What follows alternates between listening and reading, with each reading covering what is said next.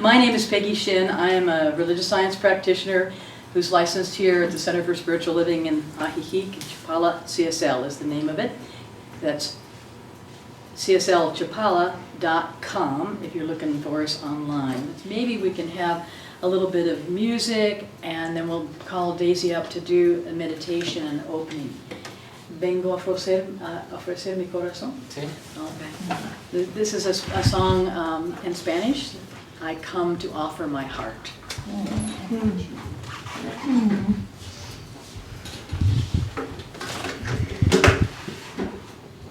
And this is Imanic. Inamic. Say it again. Closer. Inamic. Inamic. Okay. Inamic.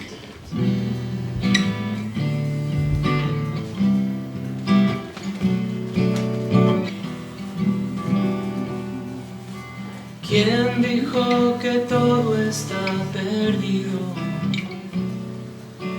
Yo vengo a ofrecer mi corazón. Tanta sangre que se llevó el río. Yo vengo a ofrecer mi corazón.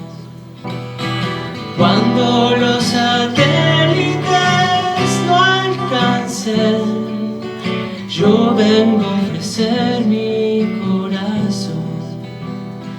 Y hablo de países y de esperanza. Hablo por la vida, hablo por la nada. Hablo de cambiar esta nuestra casa. Yo vengo a ofrecer mi corazón.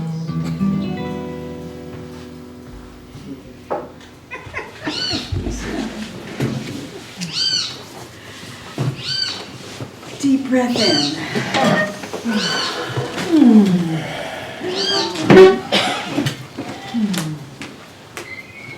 I call forth the presence of God in this space.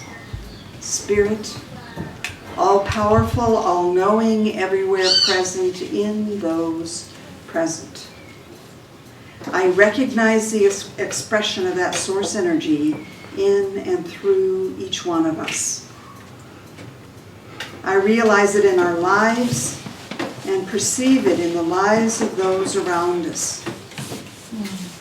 I'm so very thankful for the presence of each one of us here and now, for the camaraderie to be enjoyed and the wisdom to be received during this service. And so it is. It is. The 3 C's in life: choice, chance, change. We got them all. You must make the choice to take the chance if you want anything in this life to change. And if we hadn't noticed, for many, many, many of us, it's changing fast. Every time we turn around, whatever we thought was ground is not anymore. It's more like shifting sands. I'm going to lead you through a little introduction to meditation. It's one that I learned some time ago and I really enjoy. And then I'm going to leave us for about 3 or 4 minutes and call us back again.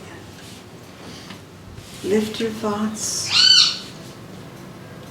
Lift your focus to the source that is around us, to that highest expression of source.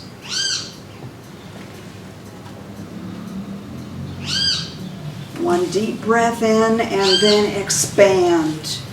Expand your energy all the way around the world.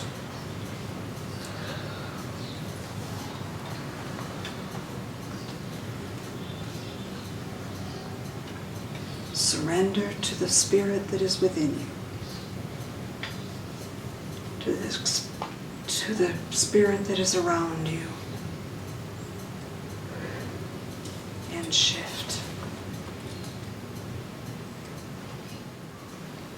There are two ways to be happy. You can change the situation, or you can change your mindset toward it. And one of the happiest moments in life is when you find the courage to let go of what you cannot change.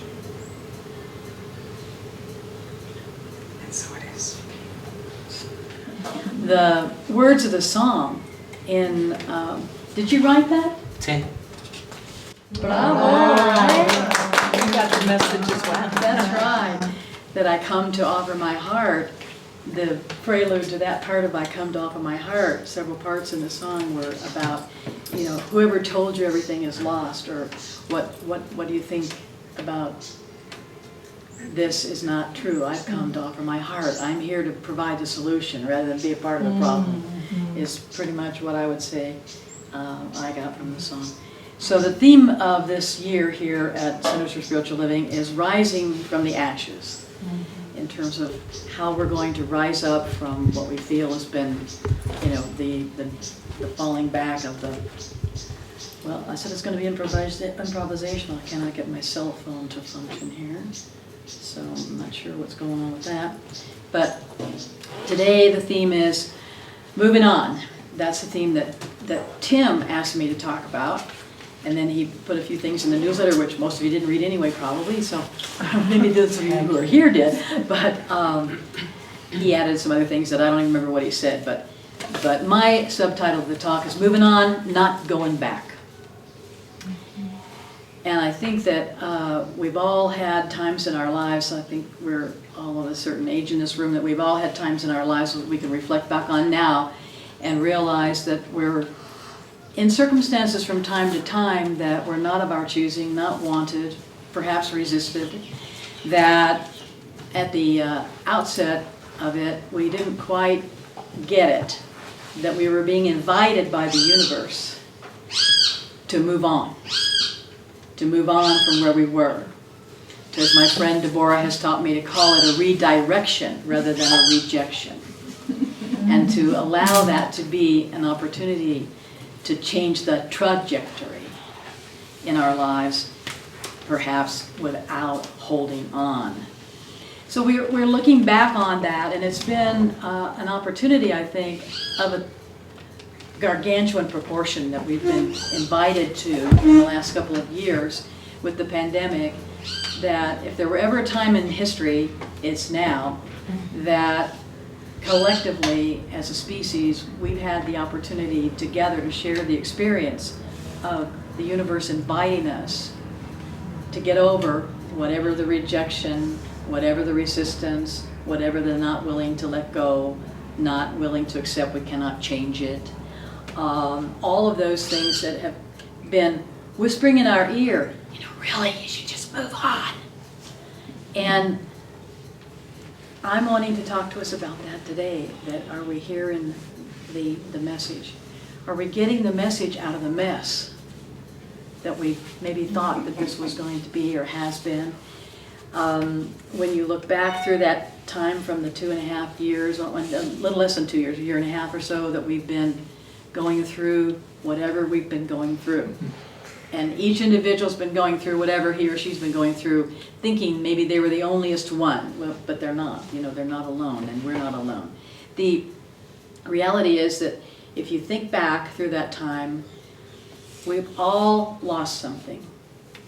We've all let go of something. We all had to let in something.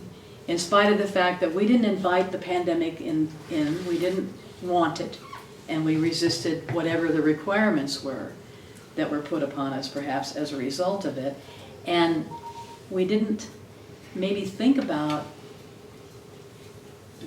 the deeper metaphorical way that this could speak to us, and we could have an opportunity to learn from it and to change our lives for the better by resisting the change that was coming into our lives.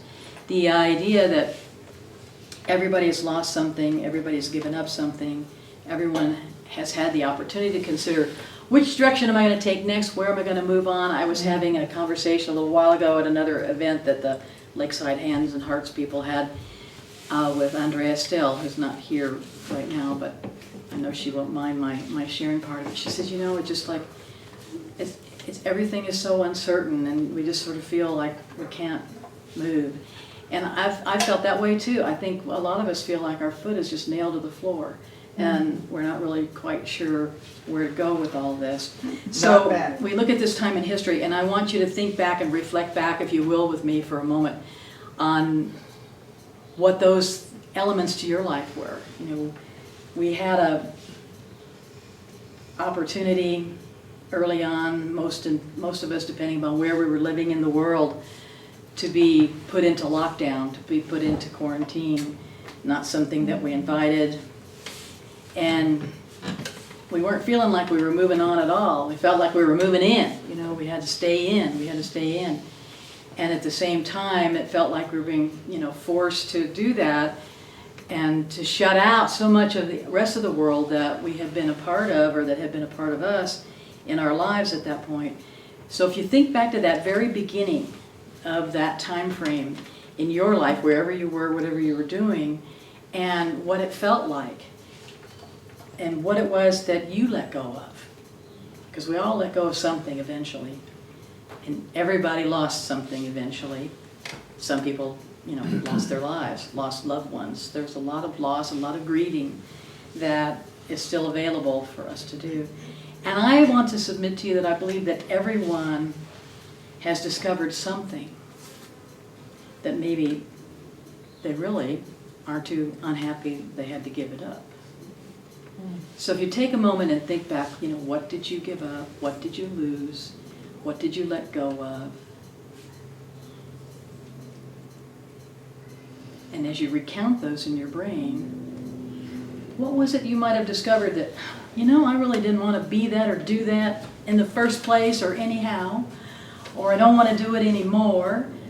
I don't think I want to go back to it maybe, but there's this push to do that.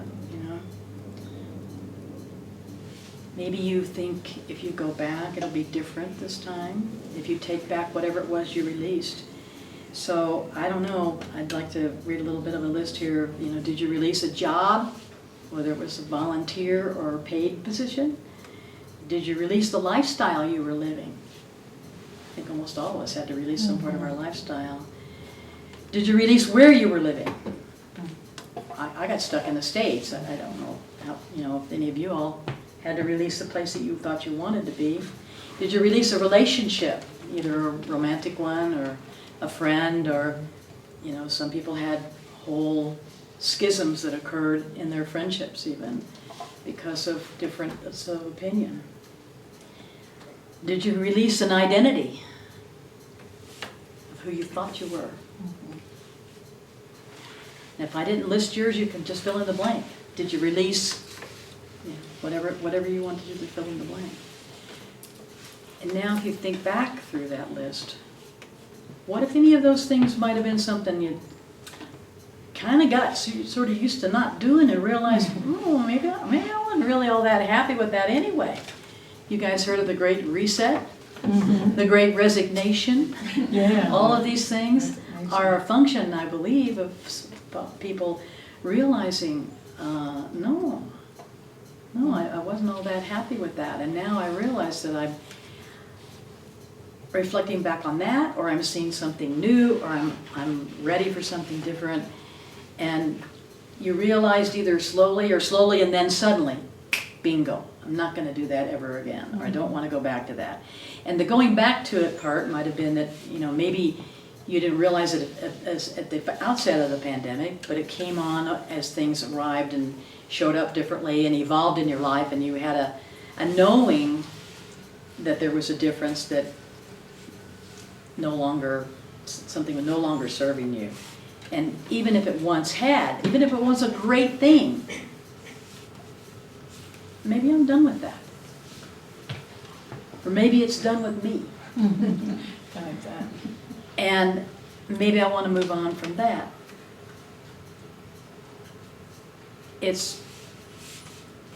easy to make that decision kind of, or that thought process when you're still kind of in the lockdown. But now it's when everything is coming back and we feel like, okay, we could kind of go back to some of these things. I was reading an article in the local Spanish language newspaper, but it was actually excerpted from the Wall Street Journal about what I call the digital nomads. Was but the article actually was about, that's what it was actually about, but they characterized it from the standpoint of the reporter calls this guy at some corporate position in Boston at an attorney's office and says, "What are you doing answering the phone?" He says, "Well, I don't have anybody here, to do that. Nobody's out here." And part of the concept of the article was the bosses are the ones in the office. The only ones. Yeah, the only ones, one that wanna exactly, be the only ones. And the junior folks are on the beach. And so it's kind of like a role reversal that society is going to have to figure out how to cope with. And those who are in the office are going to have to figure out how they're going to still get themselves back to the beach because they're the boss. That was the way it was supposed to be. And now it's not that way. And I think that a lot of these things are a part of the shifting that we're seeing going on in our society and in our culture. And all countries are experiencing this on their own level, I'm sure. So now there's maybe a little more pressure. Like the boss says, come back to work. And people say, no, I ain't gonna do it. I still like my job, but I'm happy at home, or I'm happy on the beach, or whatever it is. So I invite you, if there's anything there that I listed that came to your heart and mind that you're not really wanting to go back to, I'm thinking that you might be even putting the pressure on yourself about, well, if I don't go back to do that, what if? What'll happen next? If I don't go back and do that, what might be other people's opinion of me? I don't know how many of you read that book by Terry Cole Whitaker, that what you think of me is none of my business. Right, I always think about that. And so we have this temptation, I think, most of us, or we've had to maybe beat back the temptation a little bit to say, no, my soul doesn't want that anymore. And I'm not going back. I'm moving on. I'm moving up. I'm moving out. Whatever that looks like and sounds like for you, there's the change coming to you, through you. So I invite you that if you are considering going back to him or her or it or that situation or that life, that you had a hit during the time that you were not really able maybe to do some of those things. That this isn't who you are now. This is what you want to do. But part of the temptation, I think, for us to go back, because there's so many people saying, oh, well, I wish I could just go back to the way it was. Maybe not. So what do you think that's all about? It's because it was familiar, is my perspective about it. Because we're so much more willing to commit to what was familiar than to commit to what might be different now. Or we'll talk ourselves into it, we justify, or what I call, we tell ourselves rational lies. So we rationalize, well, it wasn't all that bad, or no, I really need the money, or I've got to do this way because that's what everybody else is going to expect of me, or these people need me. A lot of us in this, we're the light world, we're very tempted by that. They need me. So it boils down to, I think, the sort of the elephant in the room is that it's fear. It's that fear of the unknown, fear of the uncertainty, that what will happen if you don't go back? What will others think? Nobody that's having those thought processes is in this room alone. I think even though many of us don't have the job to go back to, or maybe the relationship to go back to, or whatever, it's not necessarily that we don't have these same thoughts. So that we're more committed to the familiar than we are willing to commit to the unfamiliar, because it involves that thing that Daisy was talking about. Letting go of what we cannot do. Maybe having to talk about those 3 C's that she mentioned. Give ourselves a chance to make the choice to change. So I just invite you right here and right now to decide. I'm not going back. I'm not going back. Want to say that with me again? I'm not going back. But where the hell am I going? There it is, right? Yeah. So therein lies the question is that we have this perception that we can't decide against something unless we know what we're for, or we can't decide not to go back unless we know where we're headed, or what the next move is going to be. And I'm just submitting to you that we're at a place where what we know about ourselves is the thing to take the action upon, even if that action turns out to be the inaction of not going back. Because we don't know yet what we're going to be doing, we're worried about what's going to show up, we get nervous just saying, no, I'm not going back. You said that with me a minute ago. How many of you had a little, Yeah. yeah. So it's time to say, instead of I want to go back to the way things were, or how it was before, and instead be saying, I'm moving on forward to my great yet to be. And we don't know what the great yet to be might be. And I don't think we have to know. But we're so familiarized with the idea that we have this illusion of control, that somehow or another we know what's going to happen next, who's going to happen next, what we predict is going to be the outcome. We're all kind of wrapped around that idea of what was in the past will happen again in the future. You know, that is not the way we're taught by Aristotle's. That, you know, the precedent is not the predictor of the future. So we hear this all the time, that we're living in unprecedented times, we're living in historical times. And I say we're living in times of unlimited possibilities. And that's hard to get your brain around. That's hard to get your mind around when you're saying, well, where am I going to go? Or what's going to happen next? Or what am I going to do next? How's that going to work out?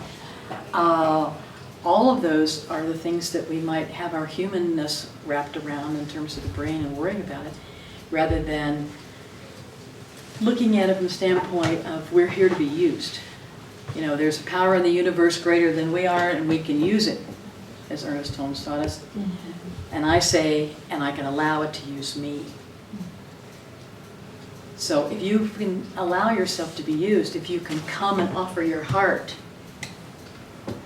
for whatever shows up, whatever's going on even in the moment, we don't have to know from one moment to the next if we stay in the flow.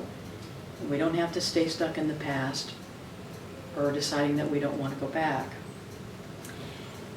And I want to address what I think, as I said, is the back of the back of the back behind the, we want to stay with what's familiar, we want to stay with what's easy, we want to stay with what we don't have to learn anything to do any better. You know, we're complacent about things in that regard sometimes. But a part of it really shows up, in my opinion, as a type of false fear. You know, that fear is the evidence of false evidence appearing real. So it's like we're standing on the line. I think most of you ladies in the room are old enough to remember the jump rope, you know, the jump rope.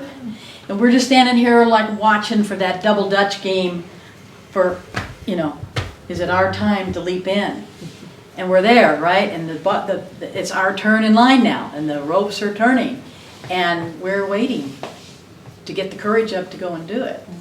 As you're talking about courage in your meditation thing, Daisy. And we're just there like, you know, well, when I finish my book, well, when I get enough money, well, maybe when God shows me what my purpose is, or maybe I get more clear on my purpose, and I'll jump in then, you know. We're on that edge, on that ledge, about to take the leap. And the fear that is the false evidence of appearing real. I don't know what I'll do. I don't know where we'll go. I don't know what people will think. I don't know what will happen next. All of those fear of uncertainty is about, I'm just not ready to take the leap. So I have a couple of things, because I always like to talk a little bit about the science behind the things that we teach, so that we don't have people that just think, well, this is just a bunch of woo-woo stuff. The fear, and turning that fear into the fuel for your passion. I've got all that energy built up there, right? About to jump in. Well, where does that energy go if I don't take the leap? Where does it go if I do take the leap? So the courage that we have to make that leap can come from our looking at it, not only from the spiritual side of having the faith to do it, but looking at the scientific side of what it takes to activate the part of your body that calms that fear away. And the scientific part about it is, that I want to share with you, there's three other things. We had the three choices, the CCC, the choice, the chance, the change. And there are three things that I want to suggest to you that you can actually do to activate the part of your brain that science now says can be activated to the point of erasing the part of your brain that we probably all have heard of. It's called the amygdala, right? That almond-shaped part of the back of the brain, that's where your fear factor goes. That's the fight or flight or fright or freeze kind of thing. And there's another part of your brain called the angular singular cortex that's right back in here. And that part is where your courage is centered. And if you can kind of figure out how to transmute that from one part of the brain to the other, then you can let go of that fear more readily, according to what the scientists are now showing up in their sociological as well as physiological research. You know, putting people hooked up to the brainwave machines and putting them in the MRIs and attaching the electrodes, all that sort of thing, so that these things can actually be quantified and measured. So one of the first things that you do is exactly what Daisy started out with her meditation. You remember these three things and you stop long enough to breathe. And there's a technique that's called the 4x4 that scientists are showing is very helpful to recenter you. And the 4x4 is it's 4, breath in to the count of 4, hold it for 4, let it out for 4, hold that for 4 before you rebreathe again, before you inhale again. And you do that 4 times. And we're not going to take the time to do it, but I hope you'll practice it somewhere at home. 4 in, 4 held, 4 out, 4 held, 4 times. And there's a complete calming of your physiology that will occur from that breathing process that starts to activate this courage center in lieu of the fear center. And the next thing is that you smile, because they know that physiologically, when we smile, the energy that goes from there and the hormones that get released in our body as a consequence of smiling will offset the fear. So the guys at Emory University did a study on this where they put people in front of videos of horror films and chopsticks in their mouth to hold the muscle of the smile there. I guess. Imagine being the volunteer for that one. At any rate, the measurements that they took compared to the control group dropped the cortisol in the bodies of the ones with the chopsticks in the mouth by 80%. Wow. Wow. So it don't hurt to smile. Or as they say, grin and bear it, maybe. Oh my right? Then the third thing to activate that whole system that's going to shut down the fear in the amygdala and transfer that energy and that fuel into your courage center is love. Given your heart. Coming to give your heart. And the studies that were done were at Georgetown University.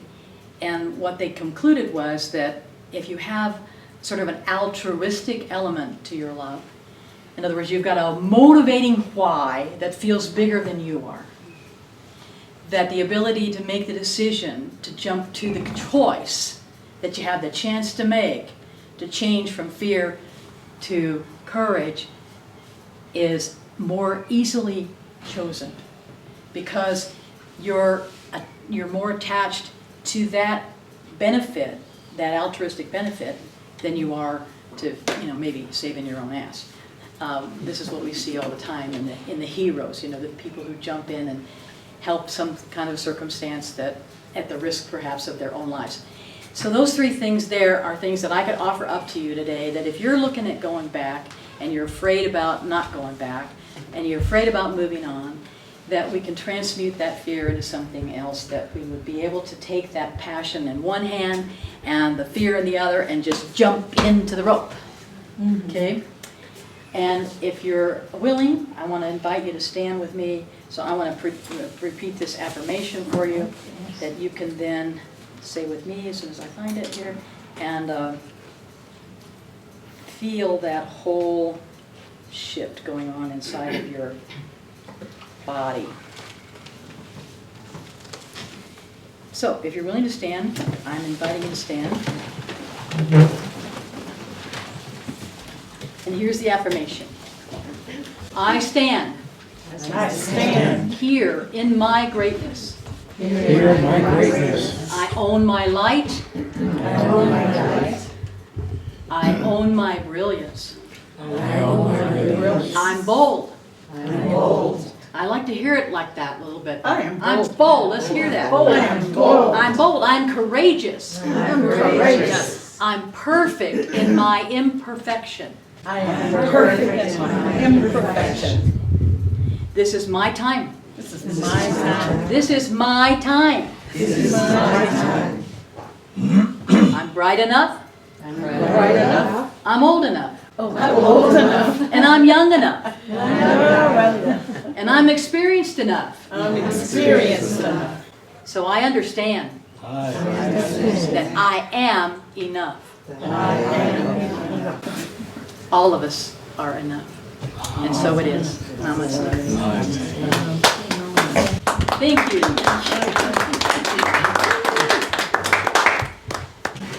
So now I'd like to invite Inami back to play us another song. Crúzate en mis sueños y deja que un amor te hable del mar. Desvela mis ojos y cuéntame una historia tomada al azar. Alza los brazos, enrédate. Tira de mí, olvídate. Cierra los ojos y ya verás. Supernatural. We're coming to the end here. Tito had a basket that he stole from over here and put there to save his seat. Yeah, there we go. So I appreciate anybody that's able to help move the basket there. I think it's right there where you are, Angela. So we are thankful and grateful and appreciative of all of you who have shared your law of circulation with us today. And I'll turn it over to Bonnie and she can take us out. Well, thank you, thank you, thank you. And first of all, let's just thank Peggy for such a powerful message. Thank you. And you can even take a bow if you'd like. And thank you for the beautiful music. That is really heartfelt. Thank you. And thanking Daisy. Did she walk away for the meditation? I'm hiding. So anyway, I'm just going to do a little closing. And I think it would be good if you can do it. I don't know. I was thinking we'd be in a circle. Okay. But maybe if you just turn to the person that's beside you, behind you, and just say, I am enough. I am enough. I am enough. I am enough. I am enough. I'm enough. Yes. So does everybody feel like or know that you are enough? All you have to do is just bring your breath back to this moment to be with the divine, with the beautiful divine that you are so powerfully co-creating your lives right now with the divine. Knowing that we have discussed change, but knowing that we don't know what's going to come next, be it the next breath or the next life. But what you can know is that the divine Holy Spirit is right there, holding you, supporting you. And just in gratitude for our time together, knowing that every moment offers us a chance to make a choice to change. So ask for what it is that you so desire, knowing that in the asking that everything in the universe moves to support that. And with that, I just say thank you. I am so in joy to know the truth of why we're together today. And so I just release my word into law that always says yes, yes, yes. And you can say it with me if you're so inclined, and so it is. So it is. Thank you. Sit beside stream, seeing her waters rise. Listen to the